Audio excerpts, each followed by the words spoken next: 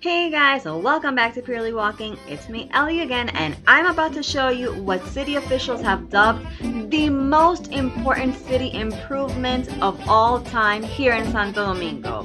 Yup, you guessed it. I'm talking about the entire remodel they did to Duarte con Paris.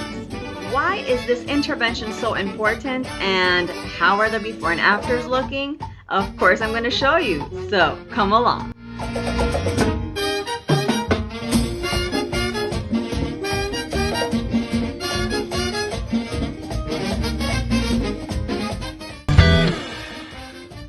In case you didn't know, aside from being a very important avenue here in the city, La Duarte is home to the biggest, most chaotic street market in Santo Domingo. Here you can find a little bit of everything from clothes to shoes to home decor pieces and everything in between, but also you can get them at extremely cheap prices.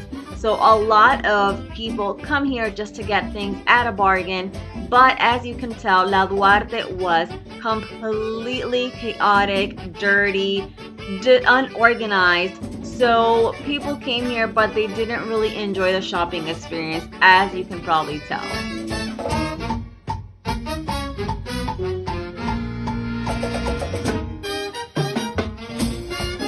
So this is what this place looks like now. It's completely night and day different.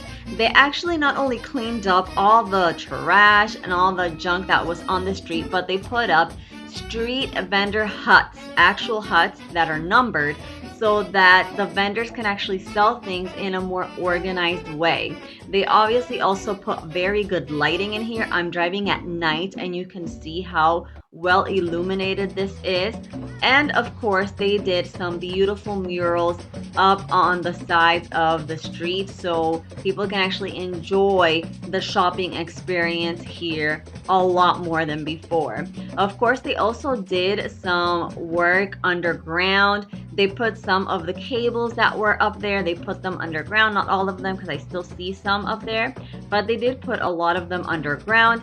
And also they did some drainage work for, when it floods or it rains a lot. That way the drainage can leave in a better spot and not flood this area. So look at how well this looks. Highly enjoy this remodel. Of course, since this is an informal market, there are, some of the vendors that still spill out their goods and the things that they're selling out to the street a little bit, but for the most part it's a complete night and day difference. What do you guys think? Comment down below.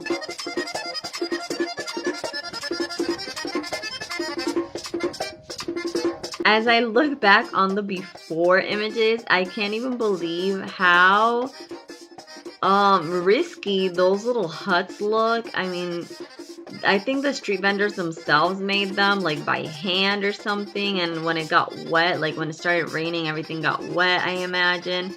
They were taking up actual street space for the sale of the things they were selling. This looks so chaotic and just plain ugly, guys. I mean, I know people come here because of the bargains and because everything is a lot cheaper, but this looks very precarious in every sense of the word and actually unsafe. But I still see people walking the street and I still see, commerce being made and people wandering around this place. I'm telling you, this is and still is a very popular spot. But the after images have me wowed. Like, look at the change. They look like actual little stores, like formal stores. And the fact that they are numbered is a lot better because they can actually promote their commerce and their business and be like, yo, I'm on, hut number 125, hit me up, and people won't get lost and go right to the hut that they're looking for. They can even have Instagram accounts for their businesses now. It's not like, oh, I'm somewhere on the street, now they can actually be located in an actual spot. So that makes a lot of sense. It was a very good change.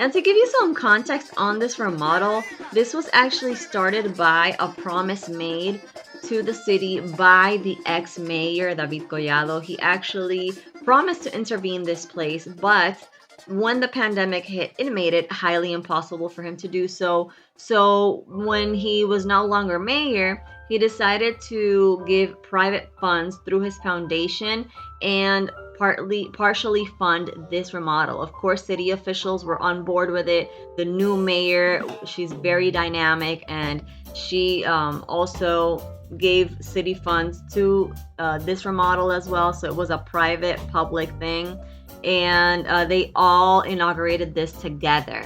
These last few vendor huts that you see that are closed are part of actually the third phase of the remodel that was just inaugurated. So we're almost getting to the end of the line.